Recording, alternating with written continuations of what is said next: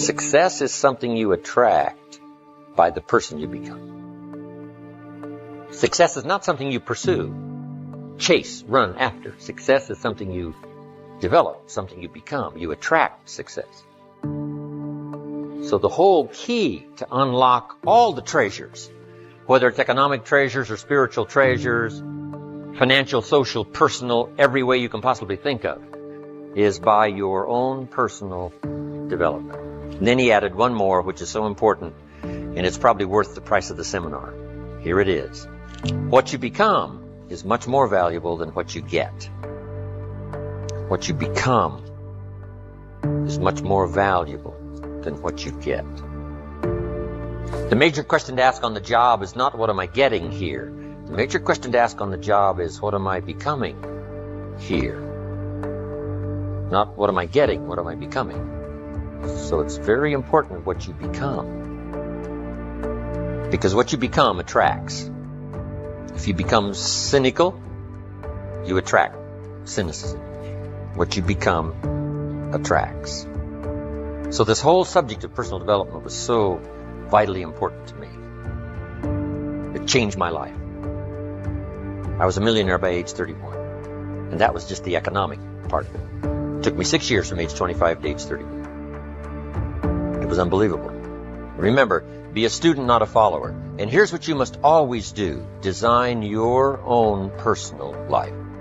I'm very happy for people to take notes in my seminar, but I'm also just as happy if somebody says, hey, this is not for me, tear up all these notes and throw them away. That's just as valid for me. Right. Remember, be no one's disciple. Chart your own course. Make what you do the product of your own conclusion. What I'm saying here is be your own person. You don't have to be a model of someone else. You don't have to do it like anybody else. Right? Do it like yourself. Buy what you want to buy. Listen to what you want to listen to. Make changes if you want to make changes, and don't make changes. Right? It's your life. I'm telling you. And don't let anybody persuade you any different. Success is not a stereotype.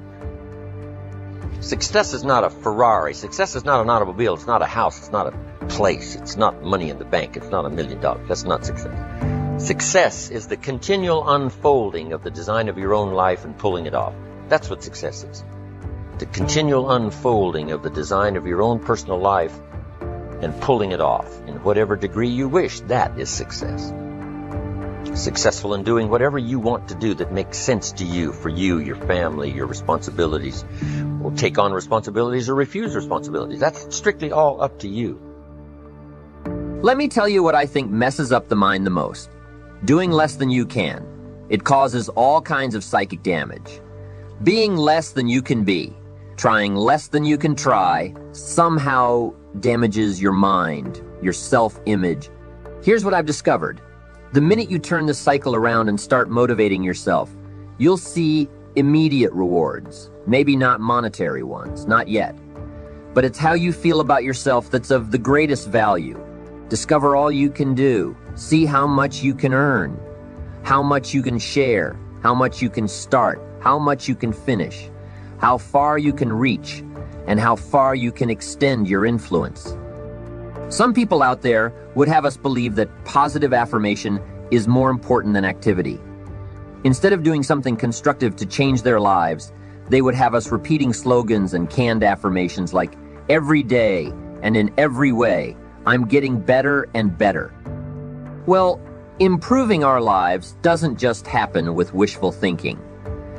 Getting better and better only happens with the discipline of doing better and better. Discipline is the requirement for progress. And affirmations without discipline are, in all reality, delusions. Affirmations can be effective as long as you remember two very important rules. Number one, you should never allow affirmation to replace action. Feeling better is no substitute for doing better.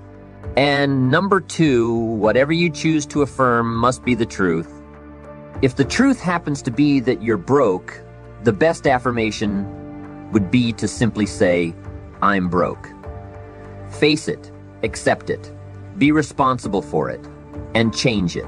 By admitting that you're broke, by saying it out loud, you'll probably be disgusted enough to start thinking about how to change the situation. Anyone saying, "I'm broke with any conviction," will most likely be motivated to take action. Confronting harsh realities has an incredible effect. Confronting the truth and then disciplining yourself, instead of failing to take responsibility, inevitably leads to positive change. Reality is always the best beginning. You see, within reality lies the possibility to create your own personal miracle.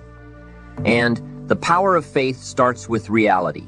If you can bring yourself to state the truth about a situation, then, as the saying goes, the truth will set you free. Here's another old saying: faith isn't faith unless it's all you're holding on to. If your life and your circumstances have resulted in a situation that is ugly, call it ugly. If you've lost it all, admit that you've lost it all. Be responsible for it. And if faith is all you've got left, use it. Create your own personal miracle. Once you understand and accept the truth, the promise of the future is freed from the shackles of deception. Once you accept the truth, the promise of the future will pull you forward. For every disciplined effort, there are multiple rewards. That's one of life's great arrangements. In fact, it's an extension of that biblical law that says that if you sow well, you will reap well. Here's a unique part of the law of sowing and reaping. Not only does it suggest that we'll all reap what we've sown, it also suggests that we'll reap much more. Life is full of laws that both govern and explain behaviors, but this may well be the major law we need to understand. For every disciplined effort, there are multiple rewards. What a concept! If you render unique service, your reward will be multiplied. If you're fair and honest and patient with others, your reward will be multiplied. If you give more than you expect to receive, your reward is more than you expect. But remember, the key word here, as you might well imagine, is discipline. Everything of value requires care, attention, and discipline. Children require discipline. They must have a structure built for them. They must have boundaries to work within so they feel secure and comfortable to explore and grow. They must learn to recognize what's right and what's wrong, what's acceptable behavior and what's not acceptable. Children require constant and consistent discipline. Otherwise, they'll be confused as to how they're supposed to behave. Likewise, our thoughts require discipline. We must consistently determine our inner boundaries and our codes of conduct, or our thoughts will be confused. And if our thoughts are confused, we will become hopelessly lost in the maze of life. Confused thoughts produce confused results. Remember the law. For every disciplined effort, there are multiple rewards. Learn the discipline of writing a card or a letter to a friend. Learn the discipline of paying your bills on time, arriving to appointments on time, or using your time more effectively. Learn the discipline of paying attention, or paying your taxes, or paying yourself. Learn the discipline of having regular meetings with your associates, or your spouse, or your child, or your parent. Learn the discipline of learning all you can learn, of teaching all you can teach, of reading all you can read. For each discipline, multiple rewards. For each book, new knowledge. For each success, new ambition. For each challenge, new understanding. For each failure, new determination. Life is like that. Even the bad experiences of life provide their own special contribution. But a word of caution here for those who neglect the need for care and attention to life's disciplines. Everything has its price. Everything affects everything else. Neglect discipline, and there will be a price to pay. All things of value can be taken for granted with the passing of time. That's what we call the law of familiarity. Without the discipline of paying constant daily attention, we take things for granted. Be serious. Life's not a practice session. If you're often inclined to toss your clothes onto the chair rather than hang them in the closet, be careful. It could suggest a lack of discipline. And remember, a lack of discipline in the small areas of life can cost you heavily in the more important areas of life. You cannot clean up your company until you learn the discipline of cleaning your own garage. You cannot be impatient with your children and be patient with your distributors or your employees. You cannot inspire others to sell more when that goal is inconsistent with your own conduct. You cannot admonish others to read good books when you don't have a library card.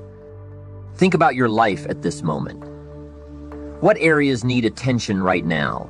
Perhaps you've had a disagreement with someone you love or someone who loves you, and your anger won't allow you to speak to that person. Wouldn't this be an ideal time to examine your need for a new discipline? Perhaps you're on the brink of giving up, or starting over, or starting out. And the only missing ingredient to your incredible success story in the future is a new and self-imposed discipline that will make you try harder and work more intensely than you ever thought you could. The most valuable form of discipline is the one that you impose upon yourself. Don't wait for things to deteriorate so drastically that someone else must impose discipline into your life.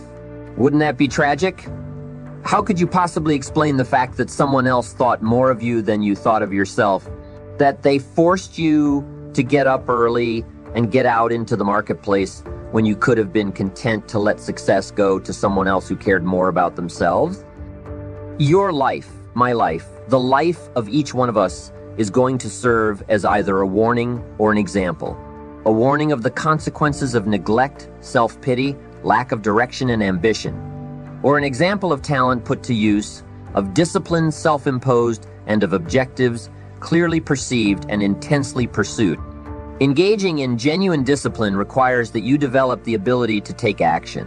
You don't need to be hasty if it isn't required, but you don't want to lose much time. Let's say you would like to build your library. If that is a strong desire for you, what you've got to do is get the first book, then get the second book. Take action as soon as possible, before the feeling passes and before the idea dims. If you don't, here's what happens. You fall prey to the law of diminishing intent. We intend to take action when the idea strikes us. We intend to do something when the emotion is high. But if we don't translate that intention into action fairly soon, the urgency starts to diminish. And a month from now, the passion is cold. A year from now, it can't be found. So, take action. Set up a discipline when the emotions are high and the idea is strong, clear, and powerful. If somebody talks about good health and you're motivated by it, you need to get a book on nutrition. Get the book before the idea passes, before the emotion gets cold. Begin the process. Fall on the floor and do some push-ups. You've got to take action.